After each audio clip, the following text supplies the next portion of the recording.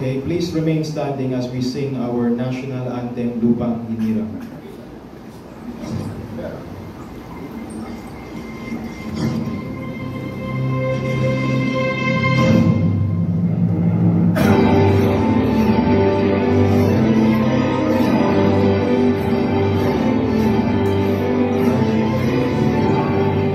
Lupang hinirang, kuya ka lang magiting sa manlulupi, di ka masisilip sa dagat at bundok, sa simoy at sa langit mong bughaw.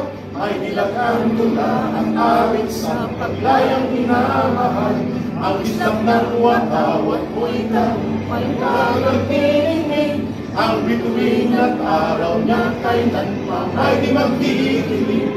Lupa ng araw na ating pagsinta, buhay langit sa piling mo. Ang ligaya na pagbayang atin, ang mamatay ng dahil sa'yo. Si Ka Daniel po at ako, si Ka Eric, ay kasama ninyo magpapadaloy na makasaysayang pulong ng mamamayan kontra digmaan at para sa kapayapaan at totoong pagkakaisa at pagunlad ng bansang Pilipinas. Mari na po tayo kumuha. Thank you, Ka Eric. Welcome to everyone here, our speakers, our vloggers, all of the from various sectors, communities joining us here today. And of course, the title of our historic forum today in Aberdeen Court is entitled No to U.S. BBM Proxy War, No to U.S. EDCA Bases, Austin and Blinken, Get Out and Stay Out. Alright, ngayon ang team natin, Daniel. Mga kababayan, susubukan po naming panimula. Initially, may paliwanag bakit Blinken, Austin out, EDCA, and Mutual Defense Treaty ng Amerikano na sumasagka sa ating totoong kapayapaan at paglaya bilang bansa ay dapat itigil at ibasura na. Bakit, Daniel? Ito ang tema ng pagtitipon ng mga mabubuti at patriotikong anak ng bansang Pilipinas. Dahil ang Amerikano ay hindi natin tunay na kaibigan, nakikita po natin, sinasabi nila, yung EDCA ay para sa typhoon, yung climate change at yung disaster resilience, nakita po namin nung nakaraan ng typhoon, Karinya, no? Natulong ba yung mga kano? Sumipot ba sila? Hindi. So, malinaw na yung purpose ng EDCA ay para sa digmaan, sa negosyong pangdigmaan ng Amerika na wala tayong interest doon. Yun. Daniel, before po yung unang pananalita ng tatlong main speakers natin and messages of solidarity, allow us briefly na kilalanin po ang partisipasyon at pakikipagkaisa ng iba't ibang organisasyon ng mamamayan na sumusulong ng kontradigmaan at naninindigan para sa kapayapaan ng bansang Pilipinas. Yung mga nanditong grupo, Daniel, ay first we have the group of the first we have a visiting scholar from China. Her name is Zhong Yanhui. She's a scholar of China and visiting the Philippines. The South China, and she is a visiting scholar at the UP Asian Studies. She will give us a solidarity message later on. And then we have also the Asian Century Strategic Studies Institute, which is headed by Herman Camentong Laurel, the president. Palakpakan po natin yun. Ito tutor ng ating pagtitipon. We also have yung Sentrong Alyansa ng mga mamamayan para sa bayan at samahan ng mga mahihirap na nagkakaisa para sa kapayapaan ng bayan. Palakpakan po natin 12 organizations from 12 areas in Metro Manila. Mga leaders po nila ang nandito. And of course, next I'd like to welcome all of our vloggers in front, sitting in front here. Miss Cathy Cruz from the KDP. We have some vloggers. We have SMNI. Thank you. Yes, thank you, SMNI. And other vloggers. And also the DZRJ. We have the media friends here. And other print media. Broadcast media. Thank you all for coming. And we have also here ang solidarity group ng Marcos Alice Jan Movement. Sa MAD Group. Galit na ito sa bulok na pamamahala ng Marcos Administration At dahil sa kanyang patakaran sa digmaan, their solidarity is present right now. Also, nakikita natin, Daniel, mga kababayan, ang grupo po ng MAD, and then yung hakbang, wala sila dito. Ang nandito, MAD lang.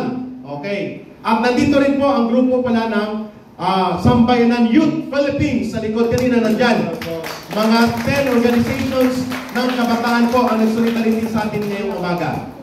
And coming over, ang grupo ng Anti-Imperialist Coalition na nagmamarcha ngayon mula sa Delta patungo po dito sa area ng Quezon Avenue. And yan po si Professor Romel Banlawi. Isa po ito sa mga scholar ng modernong panahon na nag-aaral kung paano po i-foster ang totoong regional ng mga relasyon na mapayapa at mapapaunlad ang relasyon ng bansang Pilipinas sa kanyang mga karatig na mga bansa sa Indo-China, Indo-Pacific, and Asia-Pacific regions. Now, Daniel, is the names of the speakers who will be speaking in no particular order. So, in order to save time, magiging flexible tayo. Yes. First, we have, of course, our former Senator Nikki Cosseteng. We're waiting for We're her. waiting for her. Next, we have Professor Ana Malito Uy, the Vice President for External Affairs of the Asian Century Philippine Strategic Studies. Of course, we have Professor Romel Banlawi. We have Dr. Lorraine Badoy, she's on her way here. We have Karen, of course, who will be speaking. We have joining us via Zoom, Cebu-based writer and political commentator, E.B. Ugalbo. Yes. He's on standby. We also have Captain Ray Valeros Jr., who is an international customary lawyer and a Navy Reserve officer. Of course, we have Captain Laurel and Kaado Panginawan as the President and Vice President of the Asian Century. Nakita ko rin nandito na ang grupo, maliban sa Marcos Alisjan, ang Enday Cares Solidarity Movement. Nandito na po ang Enday Cares Movement. Thank you for coming over. And Daniel, we have a standby to inform the group of organizers this morning.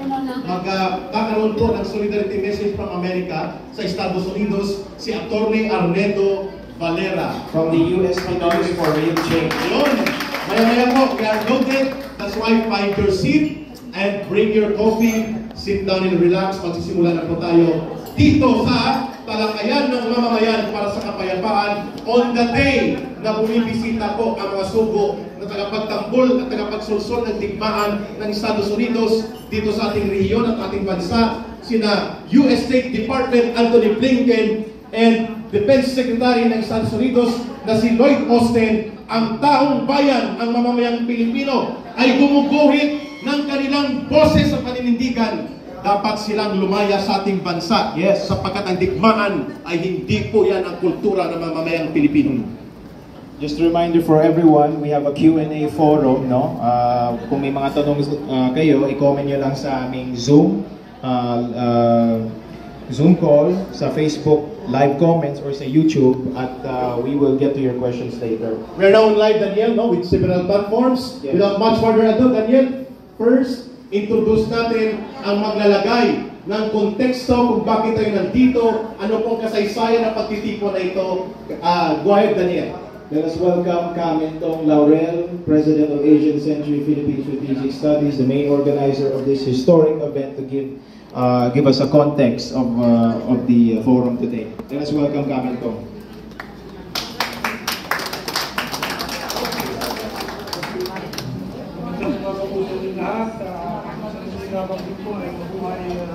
Online news nakararating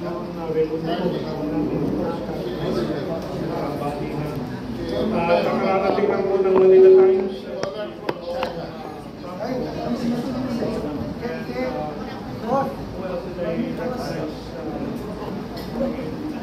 Okay.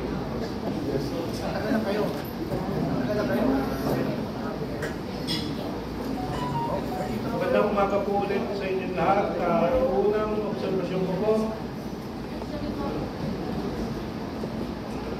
Unang obserbasyon ko po ngayong umaga ay yung ating pag-awit ng pambansang awit. At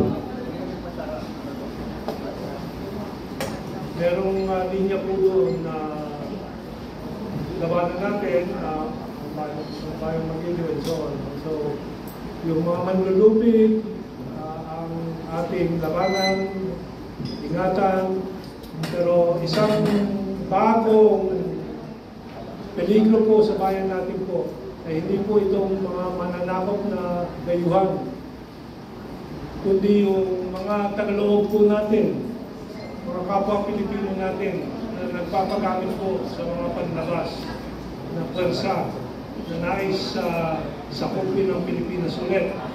At sa kasaysayan po ng Pilipinas, ngayon sinasabi na kung sino-sino ang mga kalaban daw ng Pilipinas. Ang pangunahing kalaban ng Pilipinas has always been Amerika. Sila po ang dumayo po dito, nag-invade po ng Pilipinas, nag-okupa ng Pilipinas, pumatay po ng 1 milyong Pilipino noong panahon ng Phil-American War. At itong alaala na ito ay pinipilit na burahin po ng ating manalaking media. Kaya po, ang talagang nakikipaka po para sa malayang kaisipan ng Pilipino, makabayang kaisipan ng Pilipino, ay itong mga vloggers sa harap po natin, yung mga independent media and information disseminators, yung ating independent scholars tulad ni Ginoong Romel Banlawi. Yun ang pinaka-peligrosong kalaban po natin, yung nandito sa loob na niloloko ang sambayanan. Tandaan po natin yan at importante po kayo. Our international friends are also very important in helping the Filipino nation. 120 million of us here in this country explain to the world that we have both enemies, external and internal. We have the external enemies that portrays themselves as friends of our nation. We have internal enemies who portray themselves as nationalist patriots when they are serving actually the purposes of this foreign nemesis of the country. Una-una po yan. Kaya po, pag ating narinig ang ating pambansang awit, tandaan po natin kung lumilika ang ating local politicians ng kalaban na hindi po natin kalaban kundi kaibigan. Tapos yung kalaban po sa kasaysayan natin hanggang sa kasalukuyan, pinapalabas nila na kaibigan ng bansang Pilipinas. Okay, number 1. Number 2, ang pinakamalaking peligro, dalawang pinakamalaking peligro po sa bayan po natin, may nangarap po ng 120 million, 120 milyong Pilipino. Unang-unang kagutuman, ngunit mas malala pa po doon sa peligrong yun ay yung hinaharap nating gera na ini-sponsor ng Estados Unidos sa buong mundo. Pero dito sa Asia po, ginagamit ang Pilipinas bilang mitsa. Kaya po meron tayong dinadaos ngayon na ating event ngayon. Itong No to US-BBM War, No to EDCA Bases. At nabanggit po natin ang pangalan ni Blinken and ni Austin. Siguro sa inyong marami dyan ay maraming hindi nakakilala dyan sa dalawang pangalan yan. Kasi yung si Blinken po ay US State Secretary at yung si Austin, yung itim, yung po ang Defense Secretary ng Estados Unidos. Sila po ay darating bukas ng umaga. Sila ay magpupulong. Tapat po nila ang kanilang counterpart dito sa Pilipinas, si Department of Foreign Affairs Secretary Enrique Manalo at si Defense Secretary Ivo Teodoro. Sila ay magmoro-moro o forma-forma na yung interes po ng Pilipinas ang kanilang babantayan. Ngunit ang totoo po, itong mga pangkat na to ay ilang taon na po na nag-uudyok ng gera sa bansang ito at sa Asia. Tayo nagsimula po nitong kilusan laban sa gera, or what I call in English, we are engaged in a war against war. tayo'y nasa isang gera, laban sa gera. Napakarami po pwedeng talakayin tungkol dito sa paksang ito. Wala na pong silbi ang gera sa modernong lipunan po ng sangkatauhan. Anumang pangangailangan ng sangkatauhan, anong gutom ay kayang-kayang sagutin po ng siyensya o agam ng sangkatauhan. Wala na pong dahilan kung bakit magkaroon ng gera. Kaya kung meron tayong mga gera po nung panahon ng mga tribo-tribo po tayo dahil maraming kamangmangan pa po, bago po tayo nakadiskubre ng pagkatanim ng pagkain, agawan po ng mga bunga sa mga puno para pagkain, patayan, mga pagan na tribes. Natuto naman tayo ng agrikultura, nagtanim tayo ng palay, trigo, naging dahilan naman ng paggegera ay yung agawan ng lupain para makapagtanim para sa pagkain ng taong bayan. Eh ngayon po, pwede na pong magtanim, magpabunga ng mga pagkain sa mga buildings. Wala na pong dahilan na magpatayan para yan sa mga pangangailangan ng taong bayan. Pero yung mga teknolohiyang yan ay pinipigilan ng mga may control ng teknolohiyang yan.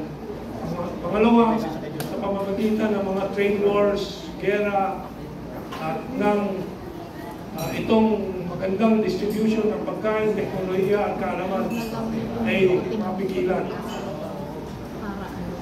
So, tayo ay binigera po natin ang gera mismo. Hindi ang tao, hindi ang anumang bansa. Ang gera mismo. Ayaw na natin sa gera. At yan po ang pumipigil sa ating bansa na umunlad. Dahil merong nagkakalat na yung mga pananakot na may gerang darating dahil sa mga teritoryong agawan na wala naman po talagang katotohanan diyan. Gawa-gawa po ng malalaking media. Nilalason ang damdamin puso ng taong bayan laban sa isang bansa na 2,000 taon na po kaugnay ng Pilipinas, katulong ng Pilipinas, at hanggang sa kasalukuyan, babalikan po natin ilang mga balita tungkol dyan.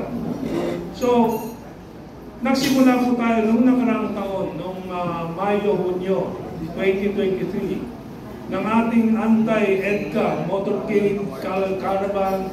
By the way, sa kasalukuyan po, at this very moment, merong 50 tayo hanggang 100 kasama po na nagmamarsya galing sa Delta patungo rito. Mabuti, tinungaw ko sa bintana at humupa po yung ambon kanina at sana po ay nag-aaraw na sa labas, nakikita ko ay umaaraw na. So, at darating po sila. Pinareserva natin ang konting sandwich para sa kanila pagdating nila. At sila po ay may maraming kakayanan po mamaya sa kalsada.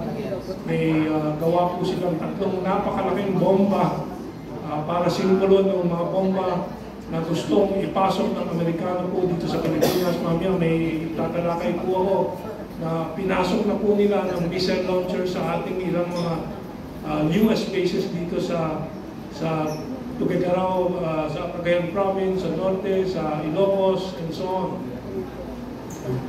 Pero itong next slide, are we ready? So nagkaroon po tayo ng anti-US BBM proxy war caravan ng nakaraang taon. 100 pong mga kasama po natin sumakay po sa mga 7, 8 mga sasakyan at isang malaking bus. At sila ay lumakbay mula Maynila. Dala-dala po ang slogans po natin laban sa gera, laban sa military bases na yan. Dumaan ng Bulacan, dumaan ng Nueva Ecija sa puntod po ni General Antonio Luna. Dumaan po ng Isabela sa simbahan na kung saan tinatag ang Aglipayan Church na independent church po ng Pilipinas hanggang umabot po doon sa Tuguegarao City sa Cagayan Province. Bilang pakita po ng ating protesta at pagkakaisa sa gobernador ng Cagayan Province na anti-US bases din po siya. So, yan po ang lumabas na balita po sa Manila Times noon. anti-EDCA motorcade kicks off June 1st. Tayo ay nasa Hulyo na ngayon. Ang pananguhin natin po pandangan noon si Kit Tatan. Next slide please. Next slide. At ito po ay dinaos natin nung nakaraang taon sa Max Restaurant sa Quezon City Circle.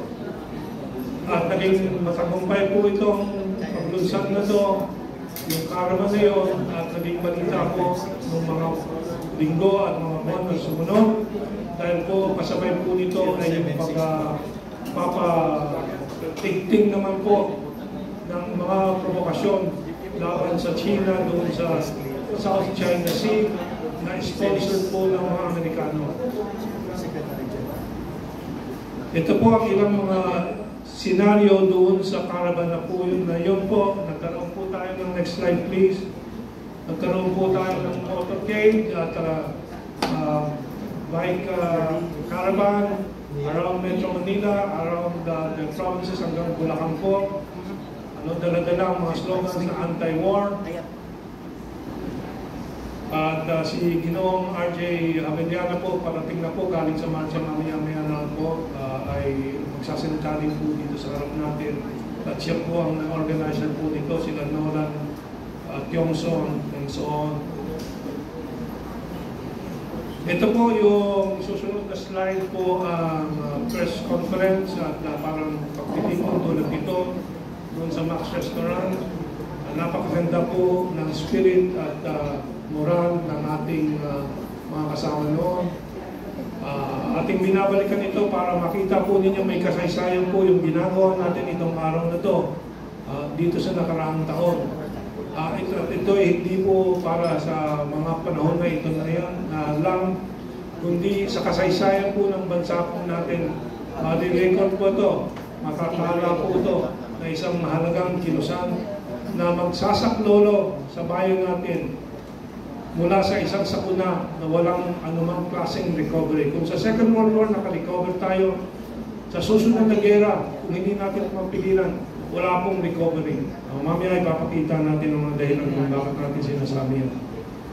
Ito naman ang ating kilusan, ang ating anti-war caravan po na umabot sa tubigarang pagpulong po si Governor Mamba, si Kakado Pagdinawan, will you stand ang ating kinagawan doon. Stand up to be recognized, please. Stand up to be recognized, Kadok. Maganda na yan. 76 years old na yan. Pero tuloy-tuloy na lumalangan po. Kaya po siya ang pinagawan natin. Nag-stroke ako last year. Kaya hindi po ako nakasama. So si Governor Mamba po, ganadong supporter po ng ating laban sa Guyana. Ito naman yung susunod na slide po ay yung pagbisita po ng ating caravan doon sa puntod ni monumento ni General Antonio Luna sa Nueva Ecija. Dahil po, anong kahulugan po ng pagbisita doon kay General Antonio Luna? Ang kahulugan po niya ay yung anti-American war na nilunsad ng katipunan po laban sa Amerikano noon. Nakakalimutan po yan. Hindi po kaibigan ng Amerika ng Pilipinas. Kaya po tayo nakukulala sa top 5 countries ng ASEAN ngayon dahil sa pagpipigil ng kaunlaran ng Pilipinas na ginagawa ng Amerikano. Pero kung titingnan natin mga survey, sabi ng 75% ng populasyon, America is our friend.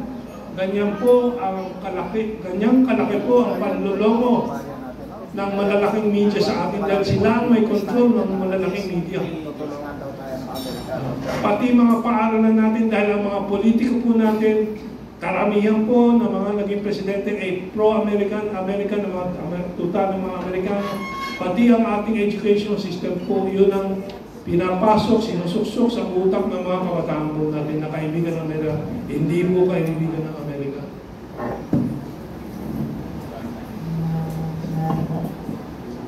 Kaya po kaya po tayo naglunsad po nitong kilusan natin laban sa giyera ng Amerikano na gusto gawin ng Amerikano. Ay dahil nga sa dagdag na US bases, next slide please. na hinihingi ng Amerikano at ibinigay naman ni Presidente Bongbong Marcos. Isang katraidoran sa mga sinabi niya itong nakarang 20 taon po, sa mga talumpati niya, sa mga posisyon niya sa Senado nung siya'y senador. Siya'y tutol sa mga American bases, siya'y tutol dyan sa Mutual Defense Treaty. Tapos biglang bumaliktad siya noong nakaraang taon at pumayag po sa karagdagang US military bases. Ito po ngayon ang inabot nitong dagdag ng US military bases. Susunod na slide please. Ito po, importante, tandaan po ninyo. Nagpasok ang mga Amerikano ng Typhoon missile system, Typhoon missile launchers. Mula dyan sa tinatawag na Typhoon missile launcher, nakikita niyo yung special carrier po ng Typhoon missile launcher. Yan ang pwedeng mag-launch, magpalipad po ng sari-saring klaseng mga missiles mula sa Pilipinas, saan po naka-asinta po yan. Siyempre ang tingin ng China, sa kanila naka-asinta. Siyempre ang tingin ng Russia, sa kanila naka-asinta. Saan sila gaganti? Hindi sa Amerika lang. Unang gagantihan nila yung mga base militar ng Amerikano dito. Kaya ubos kaagad tayo bago ang Amerika. Pero pumapayag si Bongbong Marcos na ilagay po rito. Alam ba ninyo yung peligro niyan? Karamihan sa inyo hindi siguro alam ang kalaliman ng problema ito. Kasi hindi po kayo ini-inform ng malalaking media. Kaya po tayo nandito. Kaya kami umaasa sa inyo na makwento po ninyo ito. Pasensya na po kung babanggitin ko ang mga popular na pinakikinggan ng marami sa inyo. GMA7, manluloko po yan pagdating sa mga issue na ito. ABS-CBN, manluloko po yan pagdating sa mga issue na ito. Andiyan sila. Andiyan ba sila? Halika, sa harap kayo para mag-debate tayo sa mga ginagawa niyo pag-loko sa sakayanan. Hindi sa gusto po, hindi po sa gusto ng mga kawani. Hindi po sa gusto ng mga kawani ng mga news agencies na yan. Yung kanilang may control, yung mga may-ari po nila. Si Manny Pangilinan po, kasabot po ng Amerikano yan sa pag-control ng malalaking negosyo sa Pilipinas. Papaniwanan ko, ang isang negosyo po na niloloko araw-araw, buwan-buwan, ilang dekada na po ang Pilipinas. Kuryente, Meralco. Si Manny Pangilinan ang may-ari po niyan, sa ngalan lang po. Kasi ang may control po niyan, Sanin Group, International Finance Group na konektado sa Amerikano po. So, very complicated ang sitwasyon ng Pilipinas na isang magagaling, isang bansa na napakaraming magagaling na ini-empleo po sa buong mundo pero hindi mapaunlad ang sariling bansa kasi kontrolado tayo ng mga manluloko. So, tandaan po ninyo yan. Yung Typhoon missiles na yan po, launchers na yan, ang napakalaking peligro po sa bayan natin. Kaya po tayo nandito. Napaamin natin ang gobyerno ni Bongbong Marcos na pumayag sila dyan at napilitan silang tanggapin ang ating pilit sa kanila na tanggalin yan. At sinabi siya tatanggalin. Ang problema, pahele-hele, bago-bago ang sinasabi. But before that, ito po ang reaksyon ni President Putin ng Russia. Next slide, please. Philippines warned US satellites like status puts it under Putin's nuclear crosshair. Anong crosshair? Alam ba ninyo kung anong crosshair? Pag kayo sumisilip po sa bullseye targeting lens, may cross po doon. At yung nasa sentro po, yun ang target. Yun ang ibig sabihin ng crosshair. Dalawang guhit na nakaka-cross. At isisentro mo yung target sa gitna.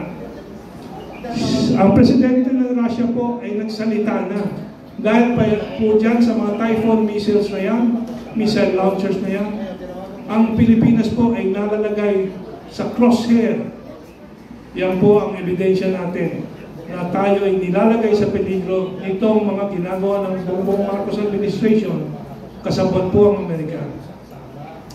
Napilitan sila dahil sa sigasig ng ating mga tumututol at lumalaban diyan na sabihin na hindi, tatanggalin ng mga Amerikano yan matapos ng balikatan military exercise.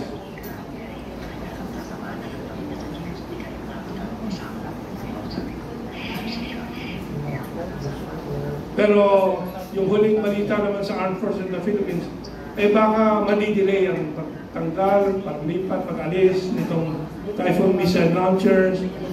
At meron namang anunsyo na baka pwedeng ibalik naman pagka-alis and so on and so forth. Kaya po hindi pwede tayong bumitaw po sa ating pagbabantay, sa ating sigasig na labanan po, tutulan po itong mga ginagawang mga paghahanda para sa gera ng Amerikano. Ang cover story ng Amerikano para mailagay po ang base militar dito sa Pilipinas ay marami namang magagandang layunin yung base militar ng Amerikano. Ang isa daw po ay ang susunod na slide, sabi nila, the addition of these new EDCA locations, EDCA po yung mga base militar, no? EDCA ibig sabihin Enhanced Defense Cooperation Agreement, will allow more rapid support for humanitarian and climate-related disasters in the Philippines. Makakatulong naman daw itong mga base militar dahil pag may sakuna, tulad ng mga baha, tulad ng mga lindol, agad-agad darating ang tulong ng Amerikano. Kadadaan lang natin sa isang napakatinding baha, nasaan ang tulong ng Amerikano? Wala. Pero lalabas po ng Inquirer, Philippine Star, ang mga pahayagan na yan in a few days. American Ambassador, mag-aanunsyo ng kung anong relief goods ang dadalhin. Atrasado kung darating man. Pero darating mauuna bukas si Blinken at si Austin at pag-uusapan yung mga defense and war-related issues na yan. Sabi nga ng isang speaker natin mamaya sa kanyang blog, si E.B. Hugalbot, siya ay Cebuano. Humanitarian efforts at disaster resilience and response efforts ng mga Amerikano out of EDCA during Typhoon Karina?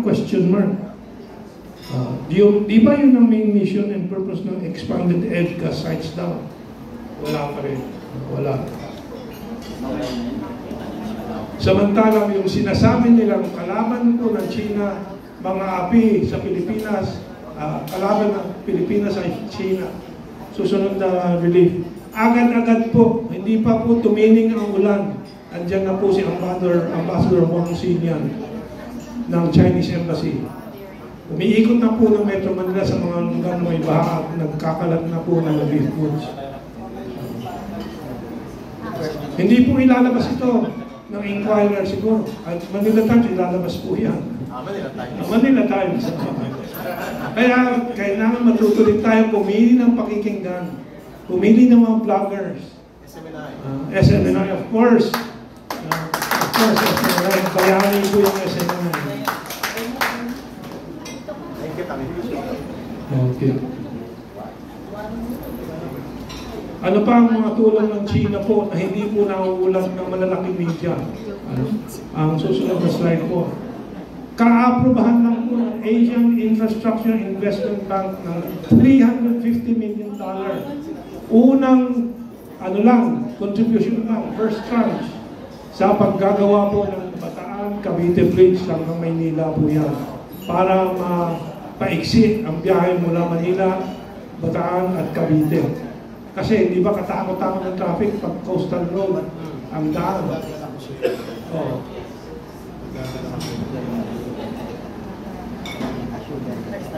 So, yan po. Ano pa ang mga ibang tulong ng China? Baka kung may mga taga-Makati rito, meron ba? Sir, ito. Dati may tulay po doon sa Australia. Doon sa may Rockwell. Di ba? Tulog na ngayon. Ngayon yung kuyat yun. Pero yung tulay po, Ano, na dati sa baba makikita nyo yan po, ano, kaya karag-karag ng tulay po. Ngayon ang bagong tulay po doon sa Estrella Cantonment Bridge sa Tawag ay ekselentado na, napakaganda. Si Duterte at si Ambassador Wang Sina na nag-inaugurate po. Yan po ay isa sa dosen ng mga proyekto. Alam po ninyo, may mga lugar ba dito sa Metro Manila, may mga taga-lugar ba ng Metro Manila dito na nawawalan ng tubig? Kasi marami bang lugar na nawawalan ng tubig dito servisyo ng tubig Ang China po may donasyon na tinatawag na Kaliwa Dam. Kaliwa Dam na magbibigay po ng 600 million liters per day kada araw, dagdag na 600 milyong litro ng tubig inumin para sa Metro Manila. Ito pang susunod, no? Sa Davao, may bagong tulay na ginagawa. Next slide, yan po. 3.126 billion pesos Bukana Bridge in Davao. Sinong taga Davao dito? Yun. Pero yan, gawa daw ng kaaway ng Pilipinas. Yung lahat na yan, kaaway ng Pilipinas, ang China. Kaibigan ng Amerika.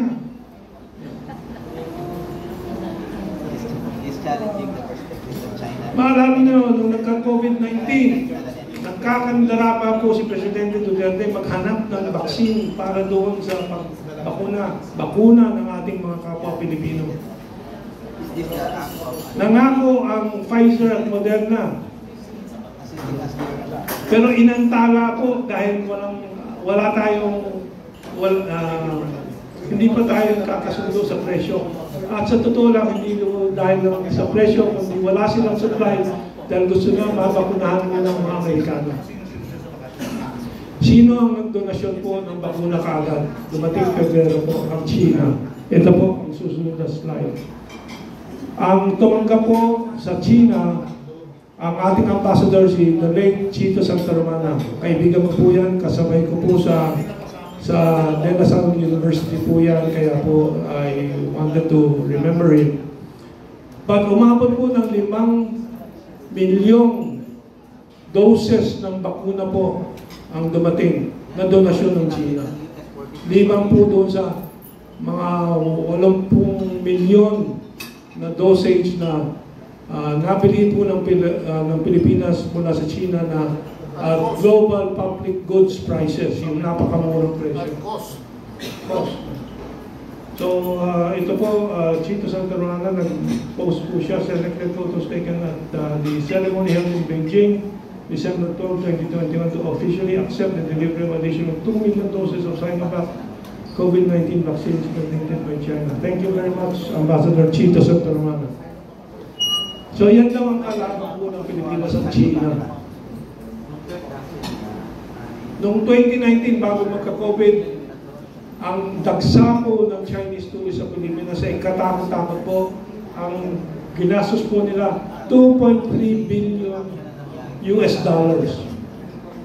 Halos 110 bilyong piso ang ginastos nila. Nawala po yan ngayon. Umabot po ng, do I recall correctly, 2 million. Almost 2 million, 1.8 million na turista noong 2019. Ngayon po, mga 300,000 lang po ang turistang Chino ang dumating. Gaano karaming mga vendors po sa mga beaches ng Boracay ang nawalan ng benta. Mga tourist spots po natin nawalan ng benta. Maraming nadagdagan na Pilipinong nagutom dahil yan ay hinarangan po nila yung mga turistang Chino. At mamaya, dadagdagan po ni Carlo ito, pero papaliwanag ko po sa inyo ang totoo. Ang susunod na survey po na ginawa ng Pulse Asia na lumabas lang po nitong Abril. Sabi ng mga malalaking media, Inquirer, Star, iba pa, ABS-CBN, ANC, laging nag-i-interview po ng mga Amerikanong mga CIA. Ang pinakamalaking alalahanin ng Pilipinas daw yung teritoryo. Tingnan naman natin ang actual survey po ng Pulse Asia ng dami ng taong bayan. 5% lang, 5 sa 100 Pilipino ang nag-aalala tungkol sa territorial dispute sa China.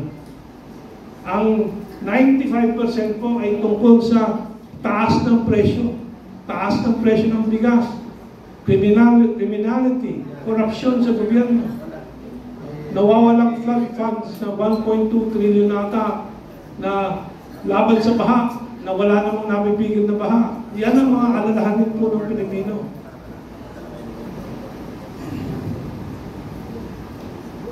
Ito po, susunod, galing sa isang maliit na pahayagan. 16 million Filipino families say they are poor. 12.8 million are hungry. Dito ay batay po sa survey ng Social Weather Station, SWS.